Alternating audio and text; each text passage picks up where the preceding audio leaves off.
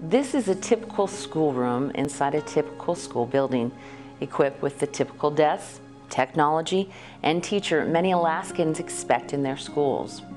From this typical educational setting, you can expect that only 75% of high school students will graduate, and only 40% of those going on to some form of higher education. Alaska's typical rate is one of the lowest in the nation and far below many other advancing nations in the world. There really is nothing typical about Alaskan education or Alaskan students, is there? We are arguably the most diverse state in the Union with more issues and challenges to confront: higher ethnicity, harsher environments, and more cultural diversity. Yes, more resources and very superior potential, yet very inferior results. Within our own borders, there is a significant gap in achievement and graduation rates.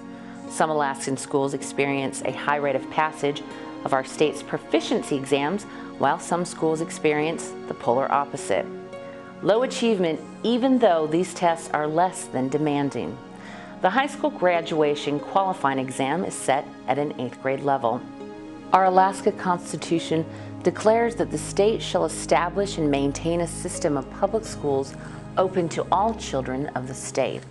This has been further defined by the courts to mean that all children of Alaska have a right to public education. But even with the constitutional right to education, Alaska faces achievement gaps between groups of students, inadequacy of educational programs, services, and resources in all districts, and inadequacy of support and assistance to struggling schools and districts. This begs the question: how do we make certain that all of our children receive their right to educational opportunity? More specifically, how do we ensure that the state meets their obligation to underperforming schools? There are some educators and supporters of education who are trying to do just that. Allow me to introduce you to CEAAC, Citizens for the Educational Advancement of Alaska's Children. With 25,000 students failing, thousands of others dropping out, and suicide, incarceration, teenage pregnancy, and drug and alcohol abuse rates among the highest in the nation, something had to be done. In addition, schools could not hire or retain qualified staff. Research and development of comprehensive, usable curriculum was lacking, and Alaska prepares fewer than 30% of the highly specialized teachers and very few specialists needed for our classrooms.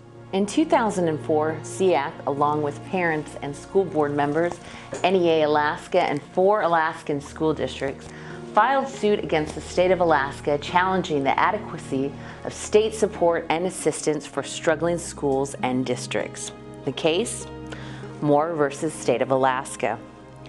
A trial was held in 2006, 2 years after the initial filing, and the court's first order was issued in 2007. That order stated, "The Education Clause requires the state to take ultimate responsibility for ensuring that each child in this state is accorded a meaningful opportunity to achieve proficiency in reading, writing, math, and science, the 4 subjects encompassed within the state's performance standards." The court also held that it may be that the legislature will need to accord to our Department of Education additional funding to ensure that the school districts are meeting the state's duty to provide a constitutionally adequate education to Alaska's school children. But the most important finding in Moore was that the court found that the state was failing to provide sufficient support and assistance to chronically underperforming schools and school districts. The court further held that the state must, at a minimum, provide considerably more assistance and direction to those schools that are identified as failing to meet the state's constitutional obligation in a concerted effort to remedy the situation.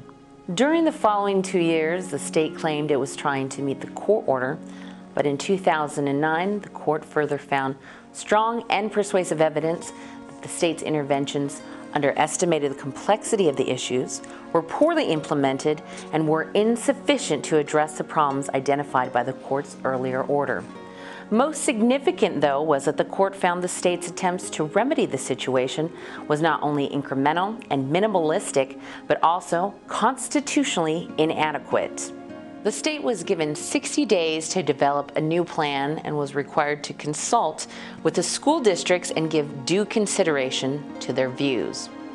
Once again, the court found that the plan developed by our Department of Education was based on little or no consultation with local districts and clearly failed to address root causes of the issues surrounding underperforming schools, like pre-kindergarten classes and teacher turnover.